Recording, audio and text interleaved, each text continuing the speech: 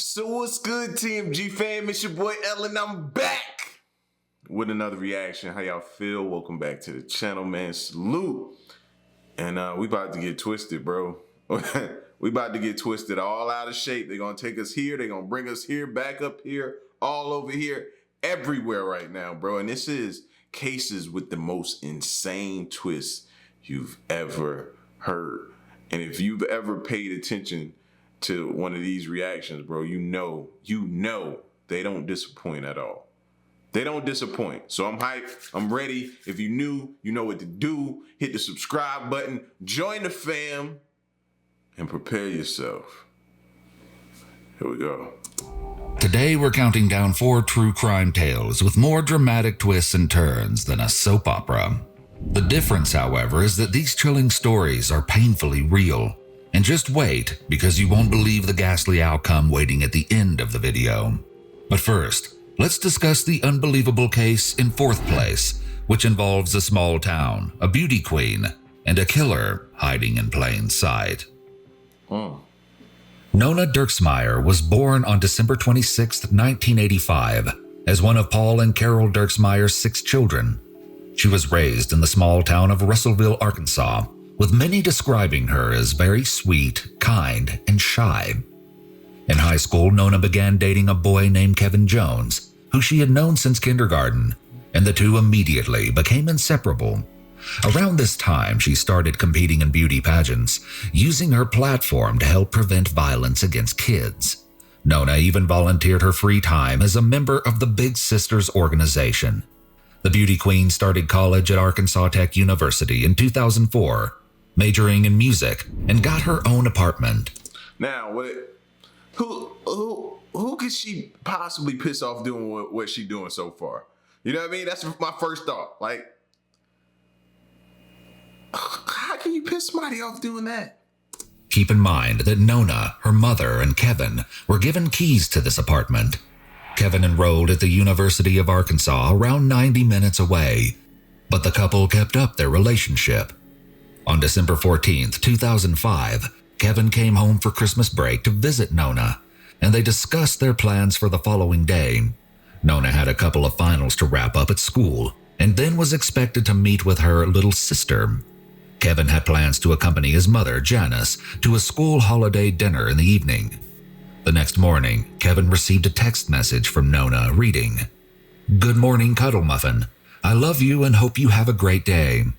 Naturally, he expected to hear from Nona again when her exams were finished, but she never called. After nearly 5 years together, this struck Kevin as odd because she usually responded right away. So around 4 in the afternoon, he sent her a text message saying, "You alive?" Interesting choice of words. Kevin. Right, I was gonna say the same thing. Now, mind you, I'm not ruling him out just yet, but that whole phrase there, "you alive?" I would like to think that somebody who's actually might be a suspect wouldn't, or possibly have done something to her, wouldn't text that. So although I want to implicate him, I don't, because you like to give people the benefit of the doubt that you're not that stupid, are you? Are you? Kevin continued calling and messaging her phone until around 6, when he and his mother headed out for their Christmas party.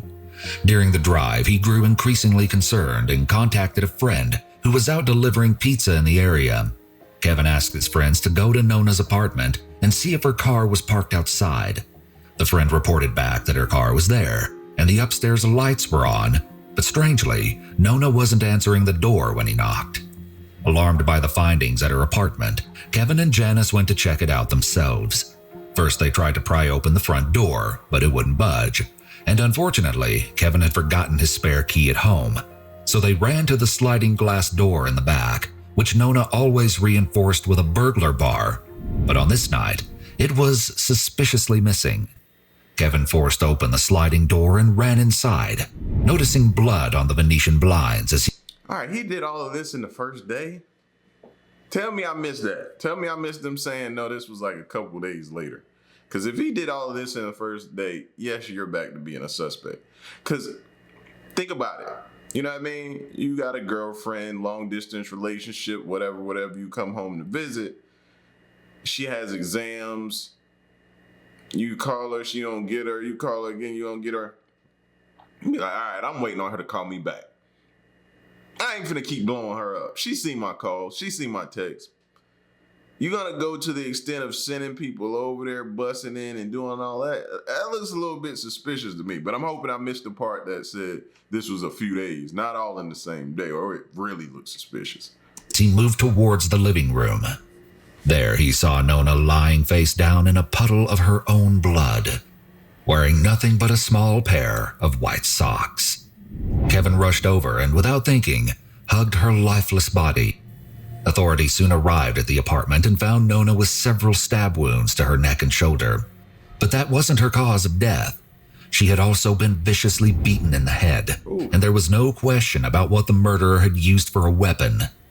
Beside the body was an extremely heavy lamp broken into 3 pieces, with blood on the base and the light bulb. Also, despite Nona being completely nude, there was no indication of non-consensual intercourse, and there was no sign of forced entry into the apartment. However, there was evidence that someone had attempted to strangle her and cut her throat before inflicting the brain-damaging blow to her head. Additionally, detectives collected an open condom wrapper from the table next to the body, but they never located the actual condom. Now, some people believe detectives dropped the ball on this case because... Now, no forced entry, and no, it looks like the intimacy was consensual.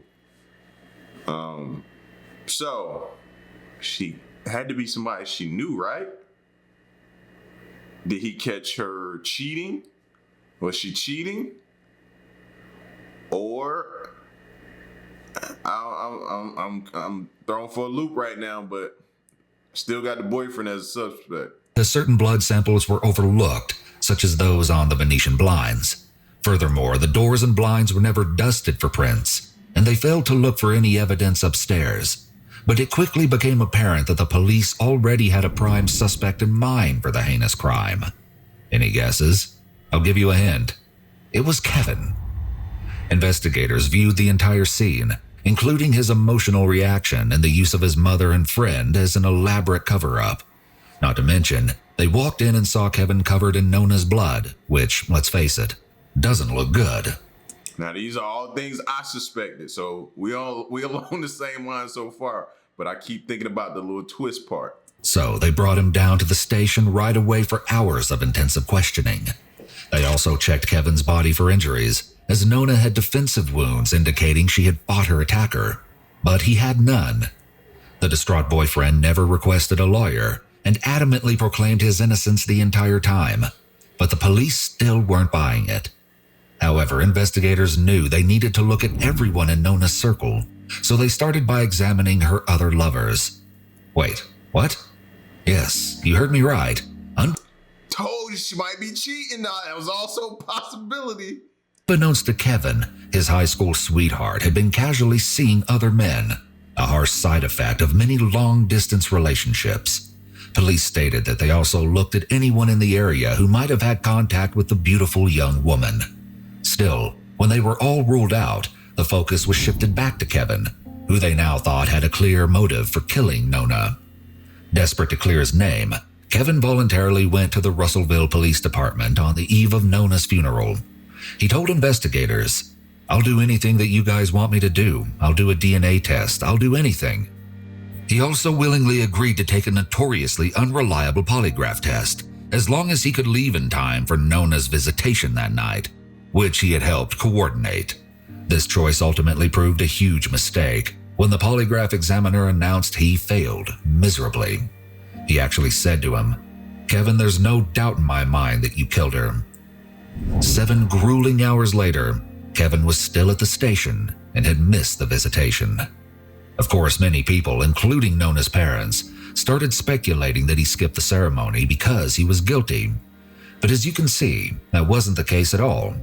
Nonetheless, authorities asserted that Kevin had murdered Nona in a fit of rage after discovering her infidelity firsthand. They even held a press conference to declare that all potential suspects had been cleared but one. And we all know how news travels in a small town.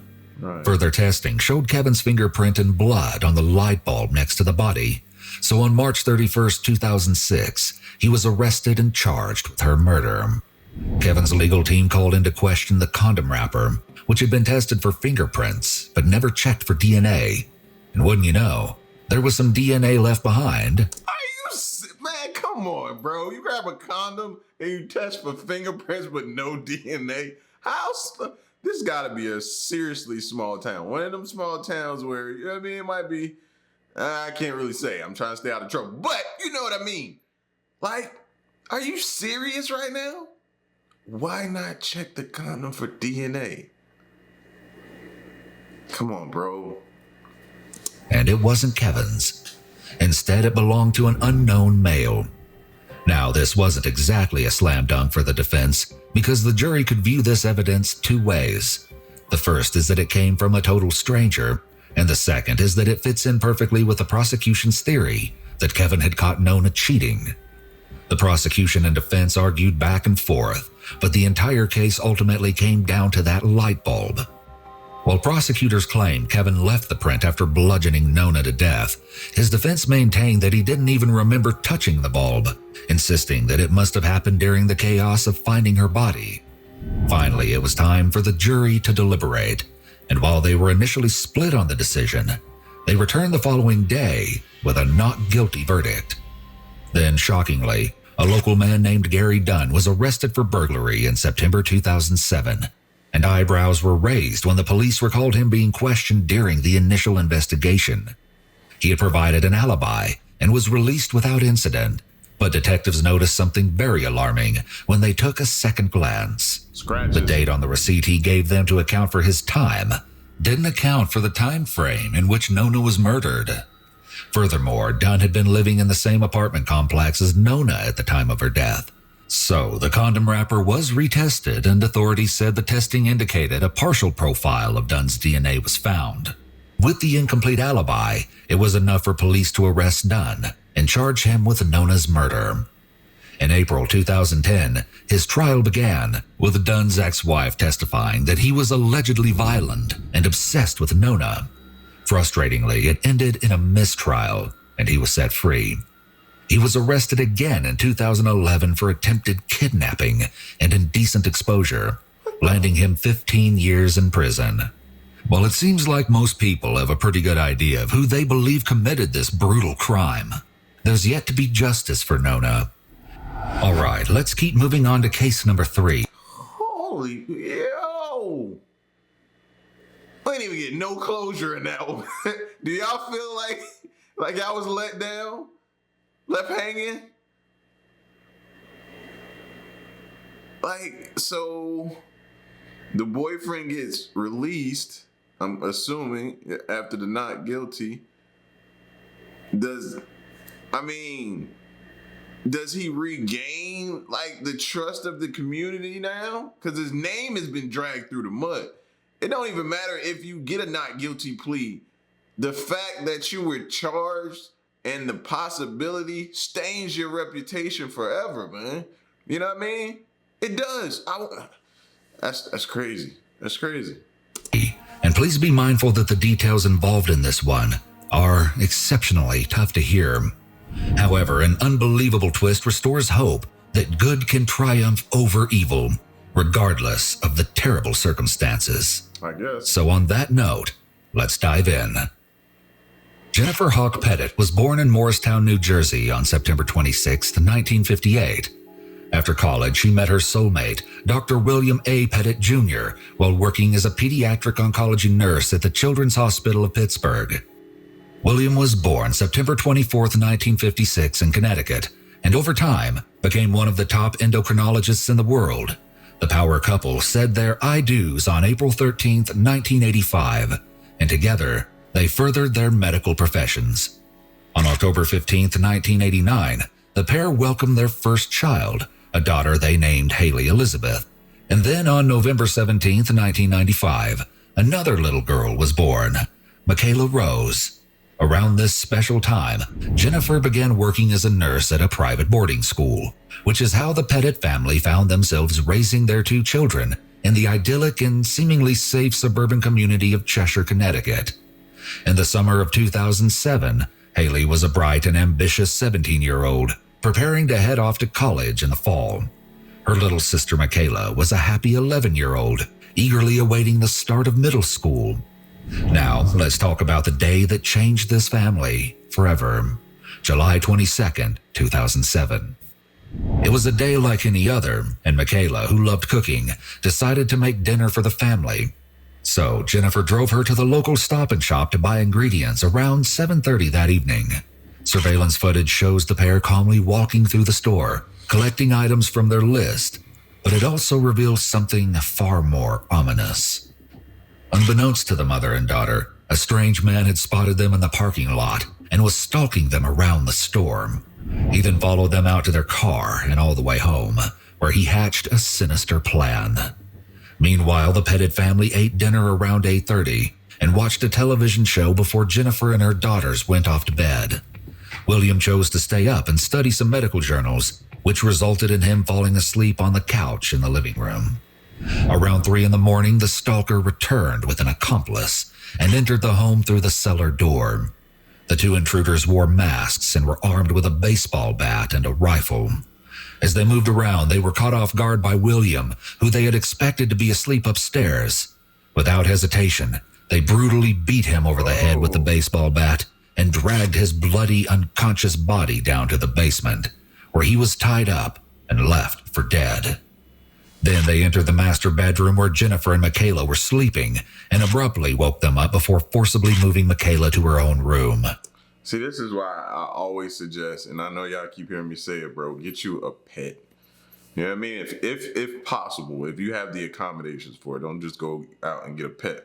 You know what I mean? But the benefits of a pet is their keen sense of smell, things that they're not used to. They're gonna alert, bro. They're gonna alert. And unfortunately, you're so tired that you know what I mean? You're exhausted. He stayed up working until he passed out asleep.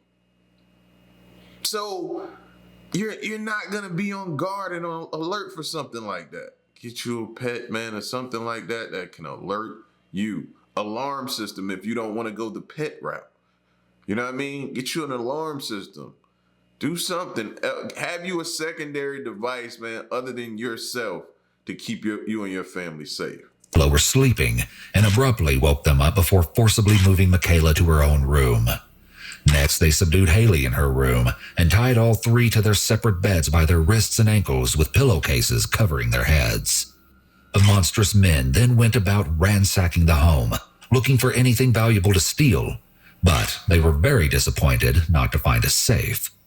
However, after locating a bank ledger stating the family's personal finances, they decided to wait until morning to bring Jennifer to the bank so she could withdraw cash.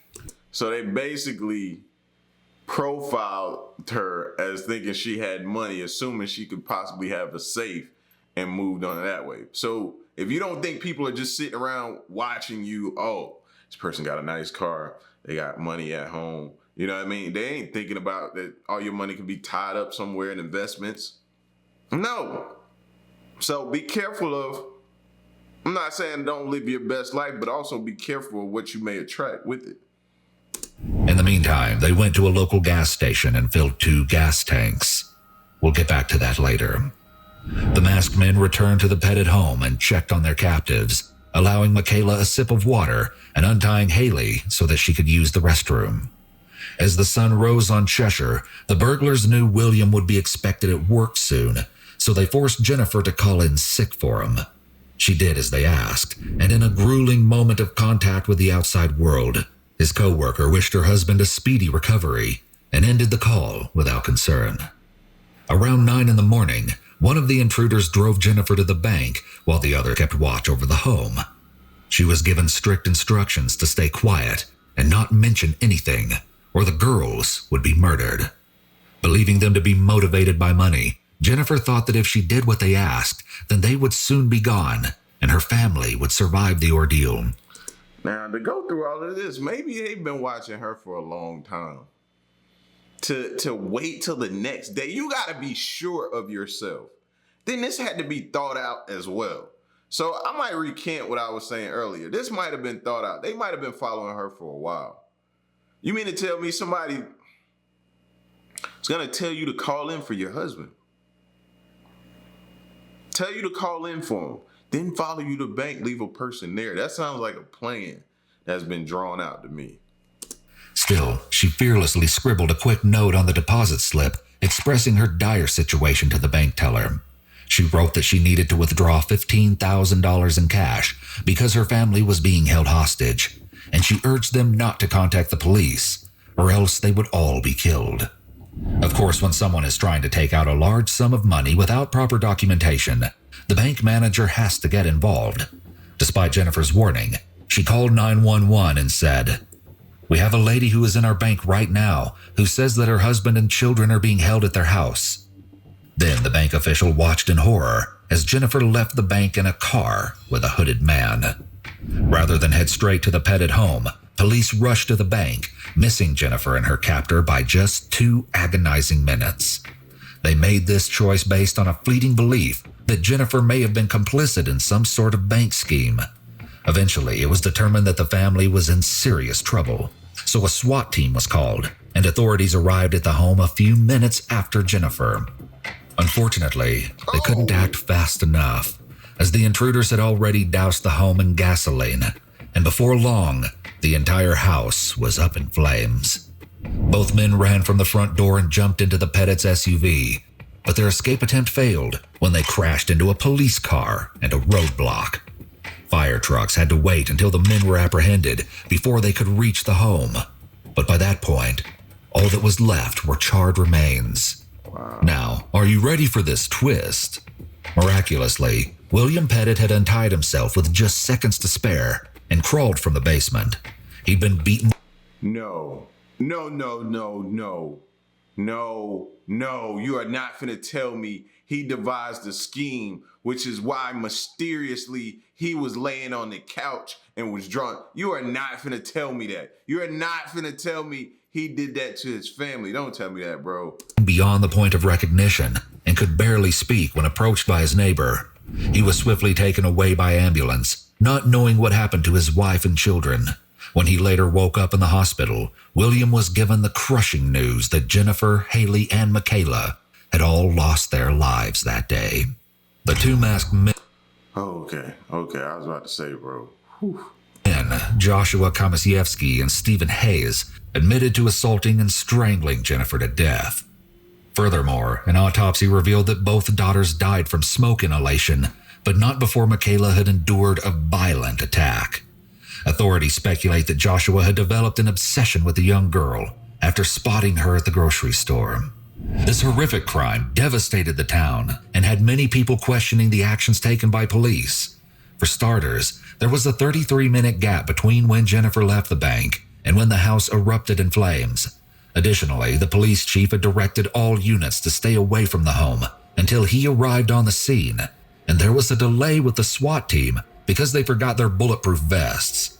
While it's hard to say whether or not a change in these actions would have saved lives, it's easy to see why people were all up in arms. In September 2010, Stephen's trial began, with Joshua's trial the following year. William Petit testified in both, and the men were sentenced to death. However, capital punishment was overturned in Connecticut in 2012, so their sentences were commuted to life without parole. Instead of allowing this tragedy to define him, Dr. William Petit eventually remarried and pursued a political career. He now represents Plainville and New Britain in the Connecticut House of Representatives.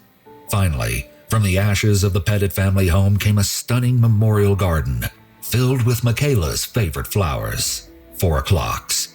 Dartmouth College also dedicated a portion of its Life Sciences Center to the memories of Jennifer Hawk Petit and her 2 daughters. I think it's clear to see how deeply impacted this tight-knit Connecticut community was by these untimely and tragic murders. I know. It's hard to come back from that one, but we still have 2 more. Yeah, man. That's what I took from that, bro. Understand. Be careful. Be alert. You may not see it, but somebody could be plotting on you. You know what I mean? Have you some type of secondary devices or something to alert you at the possible. Give yourself a chance. You know what I mean? Not just alert you. Give yourself a chance. had that alarm went off, you know what I mean? The police coming, you get up to some type of something to protect yourself, you have a chance. That's all I'm saying. Give yourself a chance. Or shockingly twisted cases to cover. And believe me, this next one will blow your mind. Robert Bierenbaum and Gail Katz met in the early 1980s and hit it off right away. She was young, beautiful, and motivated, working a series of odd jobs in Manhattan while studying to be a psychologist. He was a good-looking, charming, and intelligent surgical resident with passions for cooking, skiing, and flying planes. It seemed to be a match made in heaven, but unfortunately, someone was hiding a dark secret. Nevertheless, Robert, who often took his dates on romantic flights, swept Gail off her feet, and the two were married in 1982. They moved into a lavish Upper East Side apartment, but it didn't take long for some major red flags to emerge, and before long, Gail's family began expressing their concerns over her well-being. On one occasion, Gail called her sister sobbing and told her that Robert had tried to drown her cat in the toilet. But instead of opting out of the toxic relationship, she said, "I'm smart, I'm loving, my love will cure. This is going to work out."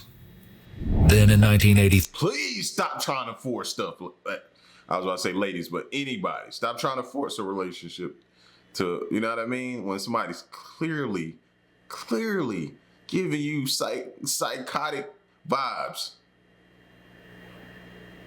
You heard what he just did? Yeah. It's somebody else out there for you. Robert snapped and choked Gail into unconsciousness after catching her smoking on their balcony. She reported the incident to a local police precinct, but frustratingly, nothing happened. Desperate, Gail urged her husband to meet with a therapist, who wound up writing her a letter warning her that Robert could be capable of murder. She's still with him after that? Fool just put you unconscious. Finally, she said enough was enough. Gail told her sister that she planned to leave Robert, but that time never came, because on July 7th, 1985, Gail disappeared without a trace. Gail's worried family pleaded with Robert for any information on her whereabouts, but all he said was that she left their apartment in the middle of a heated argument. He claimed not to have seen or heard from her since. Do any of y'all believe that? No. But Gail's sister was immediately suspicious of the esteemed surgeon and stated in an interview, "She's not with me and she's not with my parents. And at that moment, I know that my sister's dead." When months passed with no word from Gail, the Manhattan District Attorney's Office started an investigation. However, it was impossible to charge Robert without any evidence or a body, and the case slowly went cold. But then, in May 1989, a glimmer of hope emerged when a human torso washed up on a beach in Staten Island. However, DNA forensics weren't yet available, so investigators had an X-ray technician compare Gail's old chest X-rays to the torso, and they concluded, this is Gail. Meanwhile, Robert seemed unfazed by his wife's disappearance, as he was busy partying and picking up women. In 1990, he moved to Las Vegas, began his own plastic surgery practice, and formed a new relationship with Dr. Stephanie Youngblood, who reported that their first year together was perfect. Eventually, Stephanie left Robert after witnessing his rage firsthand, but he wasted no time and quickly started dating again. In 1996, he married a gynecologist named Janet Shallett. The pair relocated to North Dakota, where they had a baby girl together, and Robert became something of a local celebrity after saving a young boy's life at the North Dakota State Fair. Back in New York, detectives were revisiting cold cases when they realized it was now possible to test the DNA from the torso found nearly 10 years earlier. Unfortunately, Gail's family received the gut-wrenching news that the torso did not belong to Gail, thus ripping away any closure they had found.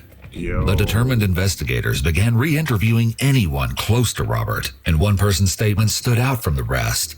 A former girlfriend from back in New York told detectives she had been with Robert when he got a phone call from Port Authority police saying they might have found Gail. After hanging up the phone, he ominously told her, "I doubt it's Gail." Furthermore, the lead detective on the case yeah, because he know where the body at. And them saying water, he clearly is like, nah, it can't be her. I know where she at. Covered a truly shocking clue that would take this investigation to new heights. Literally. He found that the doctor had rented a plane from the New Jersey airport on the exact same day Gail went missing. Furthermore, Robert had actually doctored the flight log to make it look like he had taken the plane out the following day. So finally, the pieces to this twisted puzzle were starting to come together, and investigators could proceed with their case against Robert. 15 years after Gail vanished, a grand jury charged Robert with second-degree murder, and at long last, the case went to trial. However, with only circumstantial evidence, it wouldn't be easy to convict him of murder. Moreover, the jury was skeptical about whether or not Robert could have physically flown the plane and pushed a body out of it simultaneously. But the prosecutors recreated and recorded this scenario, demonstrating to all that it was entirely possible. And you know what? It worked. Despite the defense's best efforts to blame Gail's disappearance on mental instability and drug problems, Robert was found guilty of second-degree murder on October 24, 2000. The ruthless yet sweet-talking killer was sentenced to 20 years to life in prison and has tried several times over the years to have his conviction overturned, thankfully without any success. But then, after decades of maintaining his innocence from behind bars, Robert dropped a major bombshell. During a parole hearing in December 2020, he stunned everyone when he finally confessed, proclaiming, "I wanted her to stop yelling at me, and I attacked her." He then went on to say he strangled Gail and went flying. Horrifically, detectives have since disclosed that they believe Robert used his surgical skills and took his time dismembering the body before renting a plane and dumping it somewhere between Montauk Point, New York, and Cape May, New Jersey. While her body has never been found, Gail's family believes her spirit has found its eternal resting place in an extraordinary nonprofit organization called Gail's House.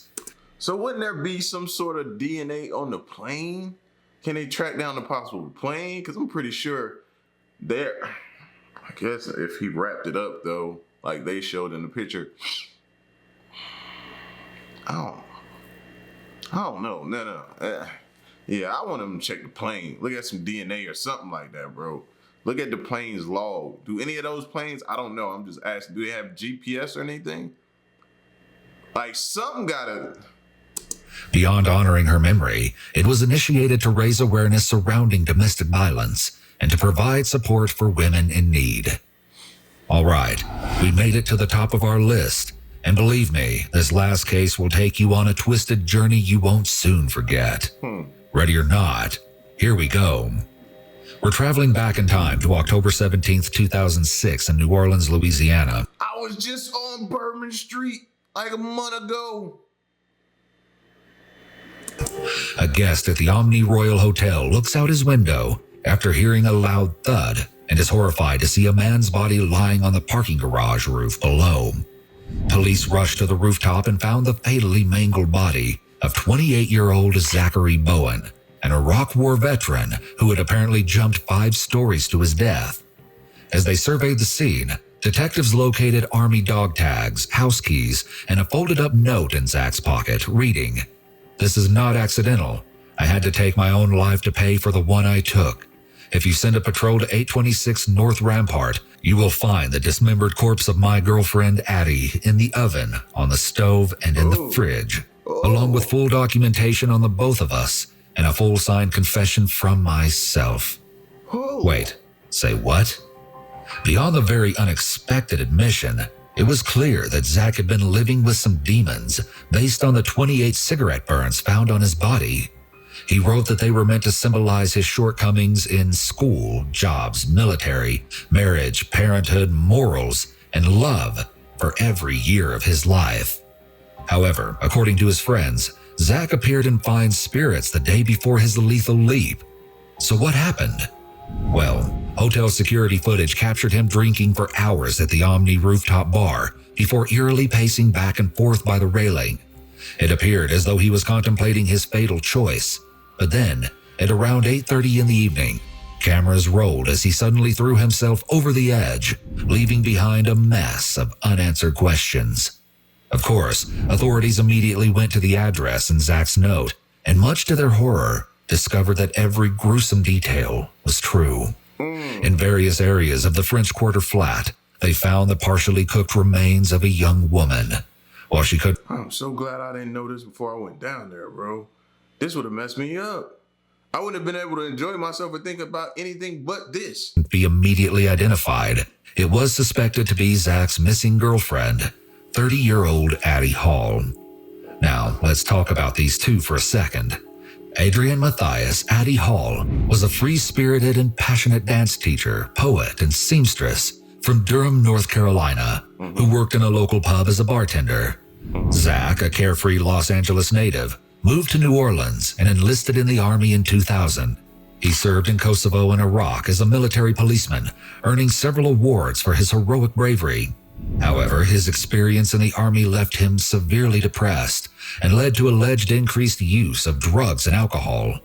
Nevertheless, after receiving a general discharge, he had no trouble finding bartending jobs based on his good looks and charming nature.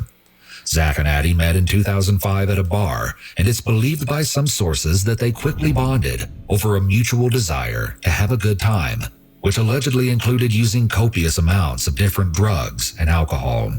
Before long, they were madly in love and dependent upon one another. But then, Hurricane Katrina happened. In the time leading up to the devastating hurricane, Zack and Addie garnered media attention for their resistance to the evacuation, saying they planned to ride out the storm from home despite all warnings. Furthermore, once the storm had passed, they chose to stay without electricity, running water, or any essential supplies. While at first the couple seemingly grew closer in the chaos, many regard this as the start of Zack's downward spiral. As residents of New Orleans began returning to their homes and life crept back toward normalcy, Zack and Addie became increasingly rebellious. They enjoyed living a survivalist lifestyle without responsibilities, and when that all came crashing down, intense fighting commenced. The volatile relationship included both physical and mental abuse, with several friends expressing concern for their well-being. Some people believe things got even worse when Zack started frequenting gay bars and entered a secret homosexual relationship. As you can probably imagine, Addie wasn't happy when she found out he was cheating on her, and after breaking up with Zack, they got into a massive fight over ownership of their shared apartment. Then, in the heat of the moment, Zack snapped and strangled Addie to death. At the apartment, police located a series of strange messages spray-painted on the walls, and a full written confession from Zack stating, "I scared myself not by the action of calmly strangling the woman I've loved for 1.5 years, but by my entire lack of remorse." Then, horrifyingly, they opened the oven and discovered a pair of charred feet and legs in a tinfoil-lined pan. Oh, but Not the oven, fam. We gotta eat there. Is you sick? Obviously, yeah, but come on, man. that wasn't all. They also found hands and a severed head in separate pots on the stove, as well as a torso wrapped in a plastic bag and packed into the refrigerator. Something of a silver lining, New Orleans Chief of Detectives Anthony Canatella denied reports there was cannibalism involved in the crime, citing an autopsy that showed no evidence of body parts in Bowen's system. Regardless, just let that sink in for a second. Now, as if this case isn't already twisted enough, Addie was very best friends with a woman named Margaret Sanchez, who appeared as a narrator in the documentary Zack and Addie. But shockingly, in 2012, Margaret and her boyfriend, Terry Speaks, were charged with murdering and dismembering a dancer named Jaron Lockhart. In any case, the tragic tale of Addie Hall and Zack Bowen's whirlwind romance in New Orleans' French Quarter is a harsh testament to how abruptly a person can snap. Holy. I'm guessing right now you're looking at your significant other, boyfriend, girlfriend, whoever that may be, and you're questioning yourself. Do you really know them? It's a valid question right now after hearing some of these stories, fam. Do you know this person? And you could have been this person 1 year, 2 year, 5 year, 20 years. Be careful. Be careful. Some people are playing the short game. Some people are playing a long game. I want y'all to be safe. And pay attention to the signs, man. Pay attention to the signs. Cases with the most insane twist you've ever heard. Y'all get at me and let me know what you think. Stick around and stay tuned, man. Until next one, I'm gone. Peace.